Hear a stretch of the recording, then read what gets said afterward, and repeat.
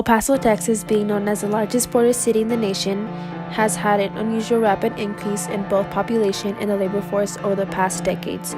Immigrants from Cuba, Nicaragua, and other Latin American countries have fled their homes to live better lives with more job opportunities in the United States. Immigrants create more productivity towards the United States. A lot of big companies hire immigrants in order to make the company grow. A lot of jobs are available that many native people don't take because of the harsh conditions involved with the job. Immigrants that get opportunities to work in the United States work with fewer wages and in hard conditions. According to the National Foundation for American Policy, immigrants working in the United States have no effect on the unemployment rate of native-born Americans. Dijeron que son de Cuba, ¿verdad? ¿Cuál es la razón que quieren ir a Estados Unidos? ¿Por qué razón? Porque salimos de un país donde no hay democracia, donde no hay libertad, donde no tenemos derecho a elegir un presidente, ellos se ponen solos, ¿entiendes? Donde hay hambre, de todo. Por eso salimos, por eso abandonamos nuestra familia. Huyendo al comunismo. ¿Verdad? Huyendo al comunismo. Oh, entonces, sus metas para ir a Estados Unidos son para el trabajo y ayudar para sus familias. Mi meta para Estados Unidos para trabajar y para vivir con las personas, ¿entiendes?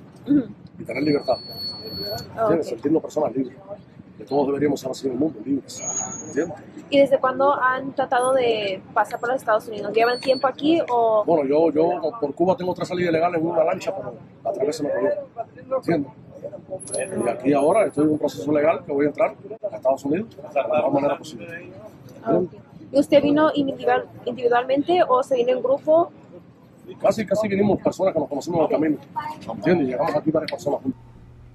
The excessive amount of migrants has had an impact on the lives of those who live in El Paso and Ciudad Juarez. The amount of time to cross back to the United States from Mexico takes longer due to the closure of more than half of the lines.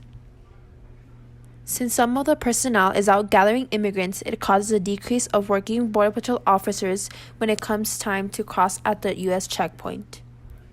The lack of personnel has had an effect on students and workers that have to wait in line more hours than usual to cross the bridge, and some do this on a daily basis, which also interferes with their everyday lives.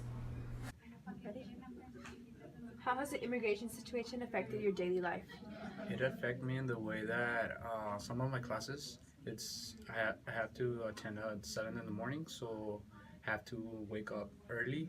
About 3 in the morning, I have to be on the bridge, so in that way I can attend my class. Some days I have to be there 2 in the morning, so I need to reschedule my sleeping hours. So instead of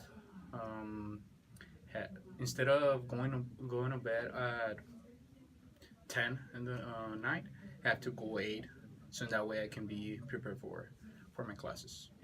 Personally, it doesn't affect me, but I think for the others that cross every day, I don't cross every day, but for those who cross, it affects. Immigration laws in the United States are now stronger than in the past years. Due to the caravans of immigrants that come from Nicaragua, Honduras, Guatemala, Cuba, and all Latin America. Immigrants that enter the United States searching for better life opportunities.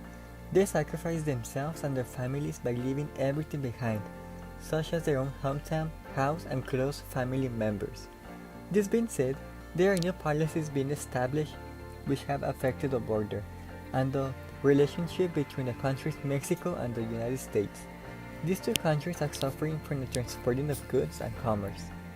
These new regulations in the border entrances have made negative impacts on people's lives, such as making the wait time of crossing over from Juarez to El Paso up to 4 hours.